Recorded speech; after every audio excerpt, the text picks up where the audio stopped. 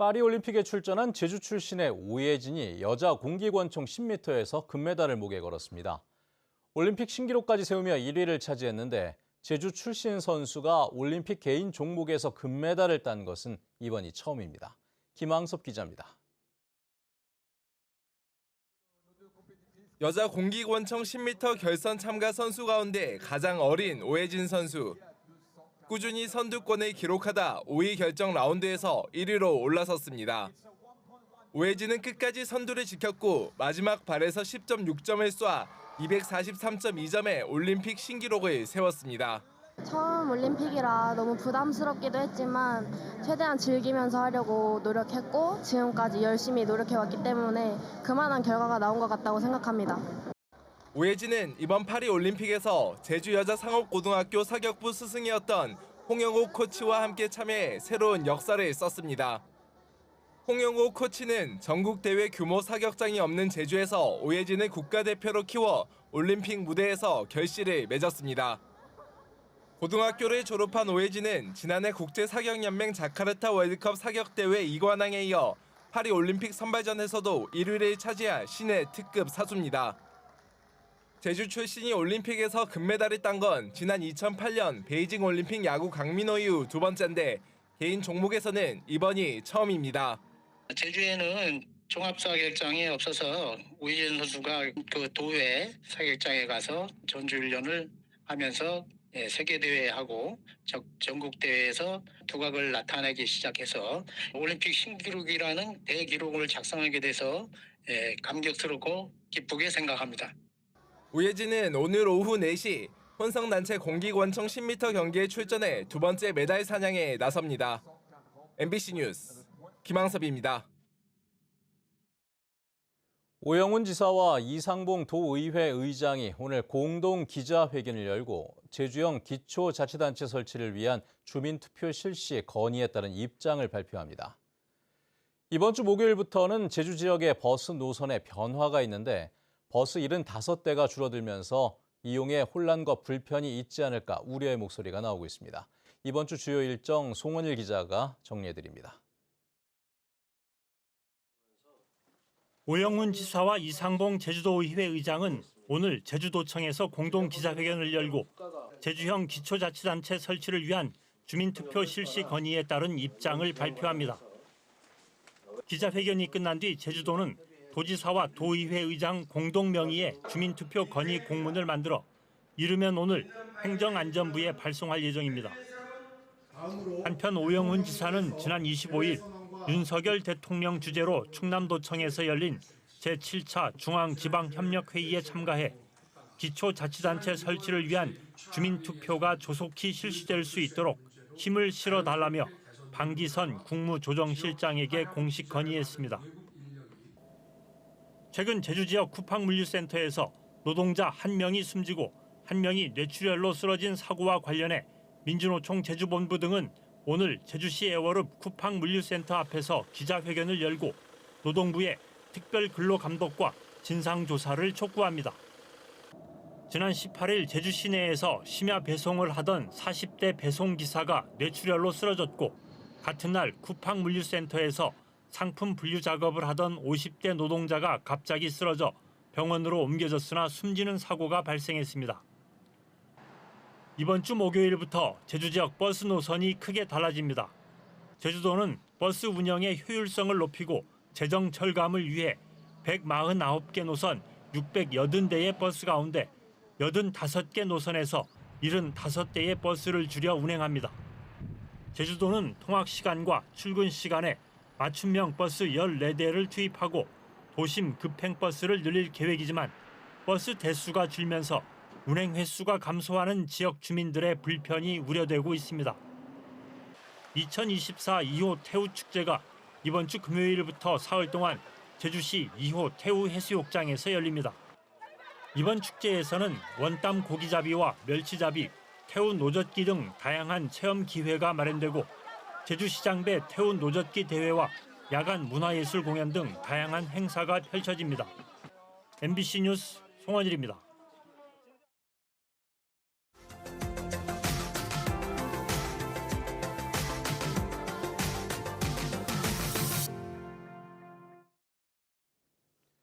네, 극한호우가 잦아지면서 순식간에 침수되는 현장들이 늘어나고 있는데요.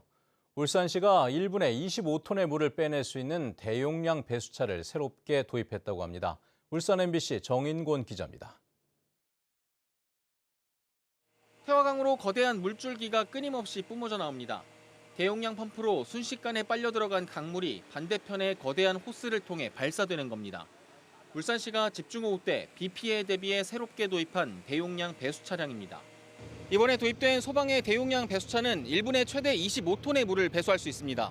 기존에도 집중호우 때 소방청의 특수장비인 대용량 방사포를 설치해왔습니다. 하지만 설치에 긴 시간이 들고 전문 운용 인력이 필요해 긴급 상황에 대처하기에는 역부족이었습니다.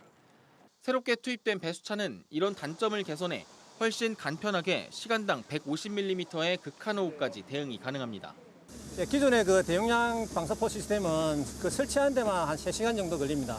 근데 이번에 저희들이 도입한 대용량 배수차는 1시간 정도 걸리기 때문에 그 시간 면에서도 효율적입니다. 매번 반복되는 호우 피해 예방을 위해 울산시는 예산 13억 원을 투입해 대용량 배수차 2대를 도입했습니다. 침수 예방을 위한 특수 차량을 선제적으로 도입을 했습니다. 우리 울산시는 시민의 생명과 재산을 지키는데 최선을 다하겠습니다. 새로운 장비 도입으로 긴급 상황에 대처는 가능해졌지만 근본적인 문제 해결은 아직입니다.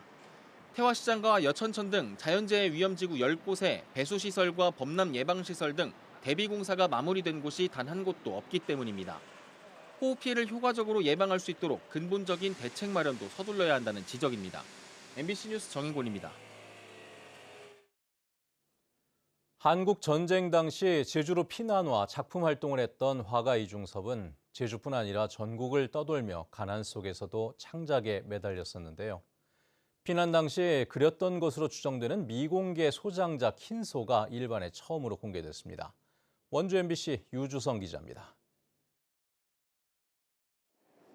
푸른 초원 위에 한 마리 흰소. 금방이라도 캔버스 밖으로 뛰쳐나올 듯한 기세로 그림 밖을 응시합니다. 붓으로 거칠게 그려 넣어 힘차고 거센 느낌이 듭니다.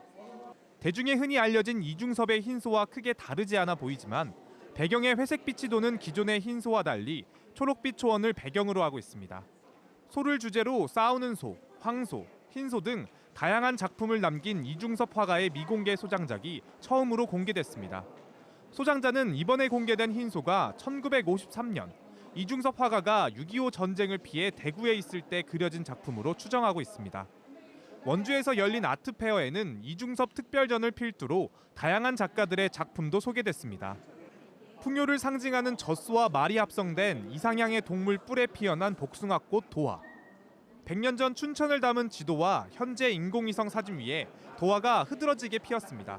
100년간이라고 하는 그 시간을 이제 표현하고 그 위에 유토피아 동물 이미지를 배치를 해서 과거, 현재, 미래를 표현한 그런 작품이 되겠습니다. 점과 선, 면을 끊임없이 연결해 미술의 가장 기본을 보여주는 작품. 캔버스 대신 한지를 3번 겹쳐 만든 한지 빔지로 새로운 질감을 창조하고 입체적 공예품의 재료였던 한지를 2차원 평면에 옮겨냈습니다. 만화 캐릭터 같은 알록달록한 우주인들이 가득한 캔버스. 챗 GPT를 통해 원하는 그림을 설명하고 AI가 만들어내는 그림을 그대로 캔버스에 옮겨냈습니다. 사람이 직접 만든 작품만 예술품이라는 관념을 벗어나 이젠 AI로 만든 예술품이 판매되고 있습니다. 이번 아트페어에는 갤러리 대신 작가들이 직접 참여해 방문객들과 소통하고 방문객은 곳곳에 배치된 도슨트를 통해 작품 해설도 들을 수 있습니다. 각 부스별로 도슨트가 상주하고 있어서 관심이 있는 작품이 있다면 언제든 세부 설명을 들으실 수도 있고요. 전국 100여 명의 작가, 1,500여 점의 작품을 선보이는 이번 아트페어는 오는 29일까지 호텔 인터블고 원주에서 무료로 열립니다. MBC 뉴스 유주성입니다. 네, 다음은 날씨 소식입니다. 연일 무더위가 이어지고 있는 가운데 열대야로 인해 제주시는 밤사이 최저기온이 26.6도, 서귀포시는 27.4도를 기록했습니다. 오늘 제주시와 서귀포시는 햇볕도 강해서 자외선 지수가 매우 높은 수준까지 오르겠습니다. 제주도 산지와 남부 중산간을 제외한 전 지역에는 폭염주의보가 내려졌습니다. 폭염주의보가 발효 중인 북부와 동부 지역은 낮 체감 온도가 34도까지 오르면서 가장 덥겠고 그 밖의 지역도 33도를 웃돌겠습니다. 오늘은 제주 전 지역에서 맑은 날씨를 보이겠습니다. 아침 현재 기온은 북부 26도, 남부 27도, 서부 27도, 동부 27도, 산간은 19도를 보이고 있습니다. 낮 최고 기온은 어제와 비슷한 북부 34도, 동부 33도, 남부 32도, 서부 30도가 예상됩니다. 바다의 물결은 0.5에서 2.5m 내외로 일겠는데 제주도 남쪽 먼 바다에는 바람이 강하게 불고 물결이 최고 2.5m까지 거세게 일어 항해나 조업하는 선박은 유의하셔야겠습니다. 중문 해수욕장에서는 이한류가 발생할 가능성도 있어 주의가 필요합니다. 내일과 모레까지는 대체로 맑은 날씨가 이어지겠는데 낮 기온이 31도 이상, 최고 체감 온도가 33도 내외로 올라 무덥겠습니다. 제주도는 도내 관광사업체 경영난을 해소하기 위해 하반기 관광진흥기금 저금리 융자 지원 사업을 실시합니다. 이번에 지원하는 규모는 120억 원으로 지원 한도는 시설 자금의 경우 개인은 7억 원, 법인은 15억 원까지고 경영안전자금은 개인 5억 원, 법인은 7억 원까지 매출액의 50% 범위에서 지원합니다.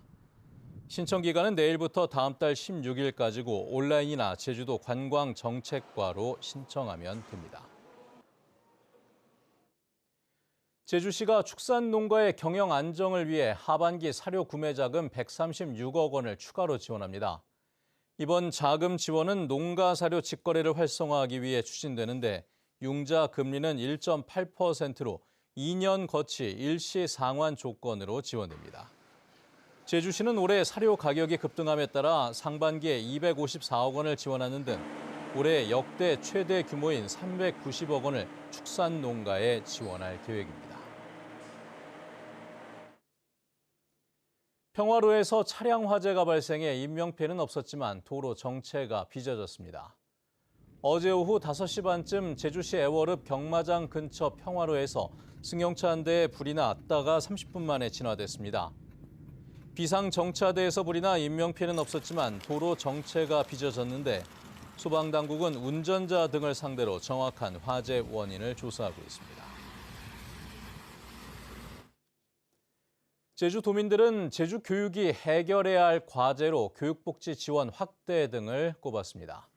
제주도 교육청이 리얼미터에 의뢰해 도민 1,000명을 대상으로 추진해야 할 교육 정책을 조사한 결과 교육복지 지원 확대가 40.9%로 가장 많았습니다. 이어서 제주형 늘봄학교 추진이 36.2%로 뒤를 이었고 사고력 신장을 위한 독서 교육 강화와 학생 인권과 교원 교육 활동 보호 강화 등이 뒤를 이었습니다. 제주도 교육청이 실시한 정책 중 만족하는 정책으로는 40%가 인성교육 강화를 꼽았습니다. 여름 관광 성수기를 맞아 관광 관련 불법 행위에 대한 집중 단속이 실시됩니다. 제주도는 관광협회와 출입국, 외국인청 등 6개 기관과 합동 단속반을 구성하고 무자격 관광 안내사를 고용하거나 무등록 여행업을 하는 행위, 유상으로 운송하는 행위 등을 집중 단속합니다. 무등록 여행업을 하다 적발되면 3년 이하의 징역이나 3천만 원 이하의 벌금에 처해지고 무자격 관광 안내 활동을 하는 경우 500만 원 이하의 과태료 처분이 내려집니다.